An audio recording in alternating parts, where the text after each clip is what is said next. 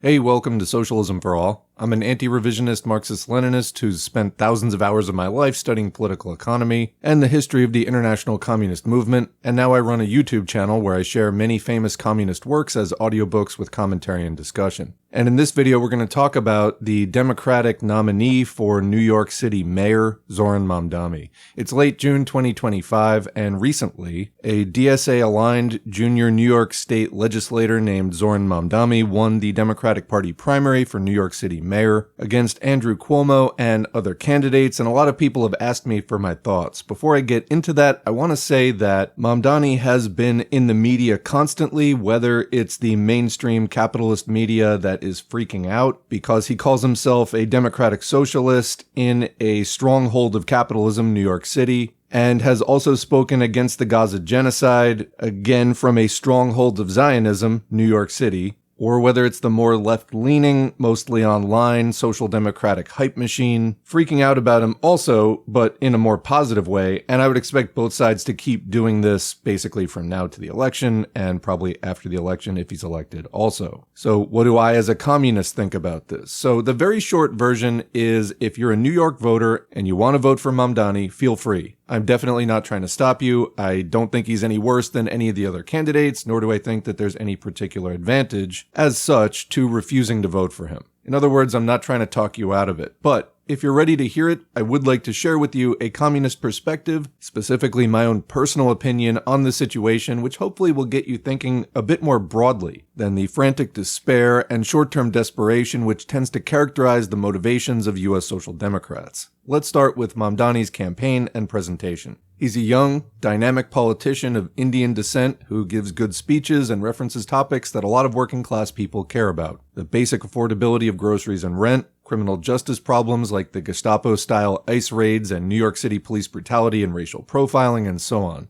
And to be clear, these are problems that need to be solved. You're right for caring about them. And Mamdani is coming in with a program that comes across well on social media. In many ways, he is reminiscent of AOC, but is coming in with much better articulated politics from the start. About his political track record, there isn't much there. He is 31 years old and has been in elected office just a few years, so we don't have a lot to go on. If you look online, you can see a list of bills that he has been involved with, which put together with the campaign platform gives you some idea of where he's coming from, but again, not a very long established track record. And I'd like to remind people, politicians lie. I know it's hard to hear, but politicians lie. Joe Biden, for example, still had the public option on his website in the 2020 campaign and then literally never mentioned it once. So not being mind readers, we just have to acknowledge that while he can say certain things, we don't know whether he has any intention at all of actually following through on them. And then, of course, even if he does have the intention of following through, there's the question of how much can he accomplish in the system,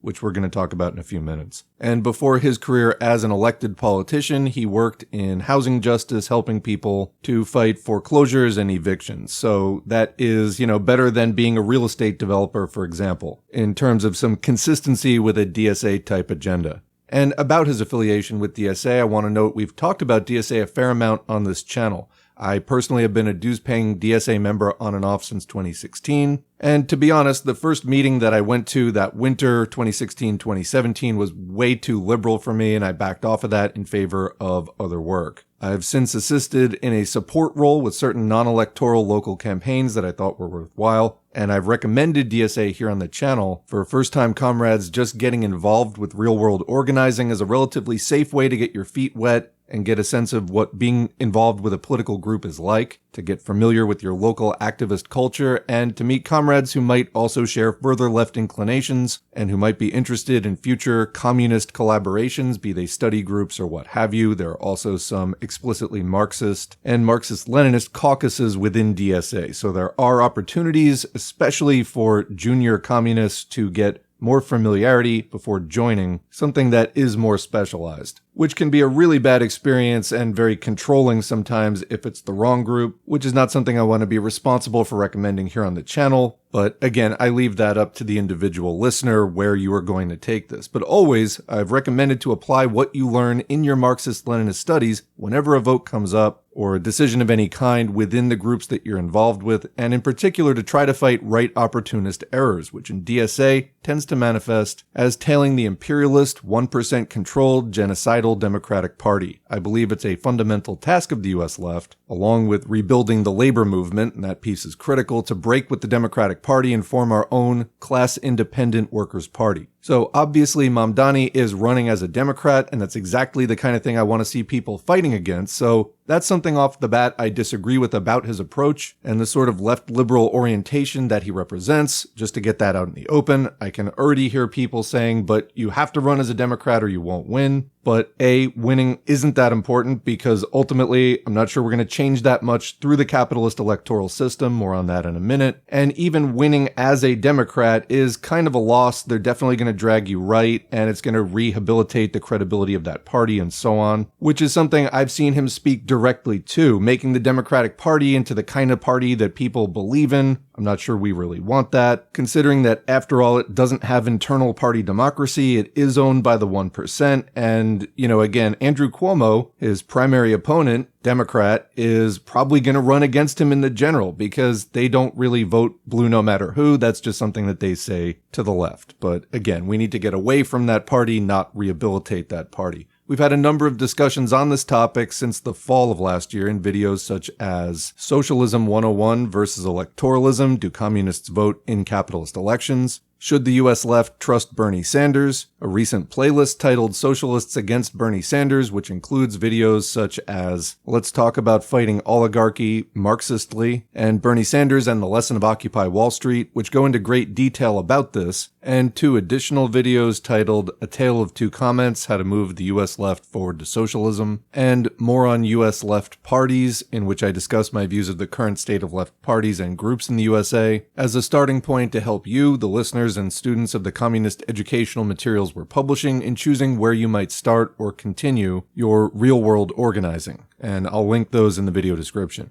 So all that said, Mamdani has only won the primary so far in the general election this fall. He'll be facing the corrupt incumbent mayor and general ass clown Eric Adams, who used to be a Democrat but will be running as an independent. And again, his primary opponent and shitlib darling Andrew Cuomo, among others. And really, the Cuomo backers broke out all the stops, spent a ton of money trying to defeat Mamdani. They're probably going to do it again in the general, so no matter how excited you may be today that he won the primary, there is a reasonable chance that he won't win the general, in which case our speculations on what a Mamdani mayoral reign would entail would be moot. And also, I'll just say it now, for the Soc Dems, life is gonna have to go on somehow anyway. This is becoming a real problem. When the Republicans get elected, there is this period of performative outrage, some of which is coming from a genuine place, but it's just not really helpful to the movement to do this kind of temper tantrum, despair, the package, because basically you have to recognize this is their system. The capitalist government exists to maintain the capitalist system, the capitalist class rule, over the classes it exploits, primarily the proletariat, the working class, people who work for wages and salaries and don't own capital. And I'm not talking about your 401k, which is basically just like a savings account that keeps up with inflation. We're talking about enough capital to get rich on, something historically meaningful. So, sometimes there's a candidate that talks about going back from neoliberalism to the social democracy type period that existed in this country between the 1930s and the late 70s. And there's all kinds of uproar about it, and people get really excited or really freaked out depending on which class you're in. But really, this is too limited of a perspective. First of all, that system in the mid-20th century did not work for most people still. And if it were brought back over the objections of the neoliberals, it still would not work for most people today. But again, let's say for a moment that Mamdani wins the general election and becomes New York City mayor. What do I, a communist, think this would mean, as many have asked? So first of all, I think that the issues he's speaking to, as I said before, are important and need to be solved. Working people in this country get a raw deal, and capitalism cannot solve the crises that are emerging. In fact, that it is creating, whether it's climate collapse or you name it. And Mamdani isn't really talking about upending that system. He's talking about putting some more public programs in place from what I've seen. So that is a far cry from what we talk about when we talk about socialism, and a far cry from what is possible if the working class chooses to organize to realize it.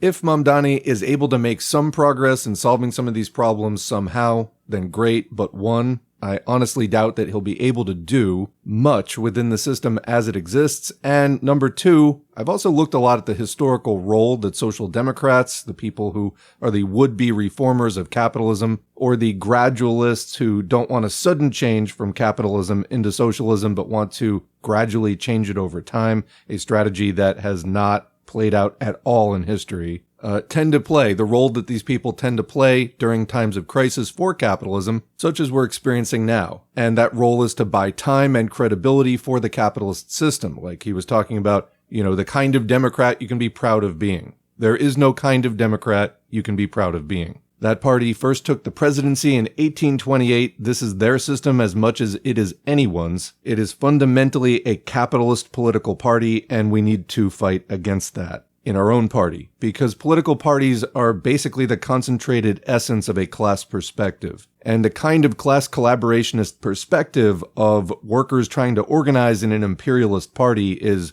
just not going to help you. So this last piece about buying time and credibility for the capitalist system and its parties is harmful, whether Mamdani and his supporters are conscious of that or not. We have discussed this extensively in the Bernie Sanders playlist that I mentioned earlier, in which we delved into historical works from the time of the original rise of fascism in the 1920s and 30s, covering the role that social democrats played in aiding fascism both directly and indirectly against revolutionary political options. But the US Ocdems will now say the US Americans don't support a revolution. Well, they should, because I can absolutely promise you that nothing is going to fundamentally change for the better until there is one. But okay, many don't, so why not support a SOCDEM in the meantime? Like I said, I'm tired of arguing about it. Which is not to say that I'm tired of promoting communism. I'm definitely not. I'm just tired of reading whiny, uninformed social democrat, despair-laden freak-out comments. You know the kind. It's just, we need to elect better Democrats, and if we don't, all is lost, it's hopeless, etc. How do you keep your hope up? And just the spiraling, the unraveling. Get a hold of yourself. I mean, really, this is their system. How much do you expect we can achieve within it? Anyway, if you want to do that, you want to do the freak-out, go right ahead. I don't think it's going to help you or anyone else around you. I'm sure a lot of people are really tired of it. But anyway, if he gets elected, though, what do we expect? I expect, at a minimum, a lot of disappointment, excuses, and mental gymnastics when things don't work out that well. Because again, capitalism and the governments the capitalists create to maintain and expand it are a system, and you can't view little pieces of it in isolation. Every bit plays its part, and changing a piece of it, even in a relatively important role, like New York City mayor, in the end is counterbalanced against all the rest of it. What generally ends up happening is that the people in those roles, if they're not going into them as communists, as Mamdani is not, with the specific purpose of disrupting the system, showing how inadequate it is for ever meeting workers' needs in a real way, and making reforms specifically to enable the class struggle to advance toward revolution, rather than reforms to help capitalism work better, wind up getting dragged into doing capitalism's bidding. Because after all, that is the purpose of the capitalist government, to govern, maintain, and expand capitalism, which is the organized exploitation of labor for profit on a societal scale. So that's what you end up getting out of it, unless again your aim is to disrupt it as a step in a strategy toward actually bringing it down. And that is not what I'm hearing from Mamdani. This is more of the right wing of DSA as far as I've seen. So for more on this, in addition to the above-mentioned videos, which will be linked, I'd also highly recommend our 3-hour audiobook and discussion of Rosa Luxemburg's work, Reform or Revolution, which argued in 1908 that capitalist reforms were already pretty much tapped out by that time and mostly oriented toward hanging onto gains that workers had already made through prior labor struggles, rather than breaking new ground. And also R.P. Dutt's Fascism and Social Revolution, which is a comprehensive communist breakdown of the original rise of fascism, which is a consequence of a delayed socialist revolution. So if it was delayed in 1935, you can bet that in 2025, it's super delayed, which is why all this fascism keeps popping up. It is a symptom of capitalism in decay with its falling rate of profit and nothing more to contribute to human progress, trying to defend itself against a socialist revolution, which means the end of its life. But as long as it is allowed to limp along, we are going to be facing absolute horror. In conclusion, you may not want to hear that things are terrible and they're going to keep getting worse, whether or not Zohran Mamdani gets elected, or whether or not a whole bunch of Zohran Mamdanis get elected all around the country. But that's my understanding as a communist of how capitalism functions until it's stopped by literally the only thing that can stop it, a workers' revolution for socialism. That might not be a popular sentiment in the US today, and it might not be something that a lot of people are organizing toward. And people may want to go on believing that things will somehow work out on their own, but I don't believe there's any reason to believe that. And the sooner that a whole lot of people realize that, the better, because I desperately want an end to this too. I just don't want to pull the wool over my own eyes about how to do it. Now, in the near future, fortunately, for the sake of snapping people out of denial about the future prospects for capitalism's stability and basic capacity to provide any kind of decent life for working people, but unfortunately, in every other sense, there are a lot of signs right now that another 2008 type financial meltdown might be around the corner, so that could get more people searching for the exits to the capitalist system. And those exits are not to be found, just trying to save everybody a lot of time, in the electoral system. For now, remember that what the capitalists told you about communism was mostly no more true than the insane hype that they're putting out against Mamdani. And you have the opportunity to learn about it yourself through channels like this one. If you want to get started, go to the Home tab, Socialism for All, and scroll down just a little bit to the recommended reading playlists, which will get you started. Thanks for listening, and we'll see you in the next video.